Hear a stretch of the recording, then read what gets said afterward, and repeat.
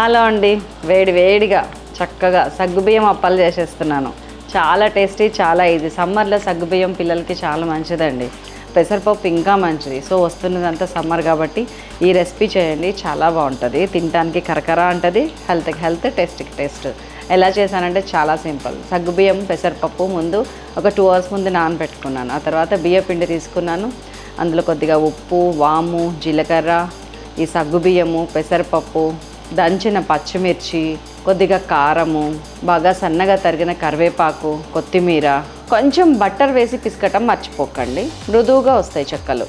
అన్నీ వేసి మంచి గట్టిగా పిసికి ముద్ద చేసి వేడి నీళ్ళతోనే అన్నీ వేసి వేడి నీళ్ళు పోసి మంచిగా ముద్దలాగా పిసికి పెట్టుకున్నాను.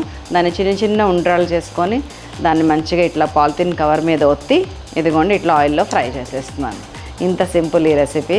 1/4 కిలో పిండి తీసుకోండి, మంచిగా 2-3 రోజులు పిల్లలు ఆరామ్సే తింటారు. మళ్ళీ ఫ్రెష్గా ఇంకొక స్నాక్ చూసి చేయండి వేరే దగ్గర అన్నా సరే. ఫుల్ వీడియో సైలాస్ కిచెన్లో ఉంది, డోంట్ మిస్ టు వాచ్.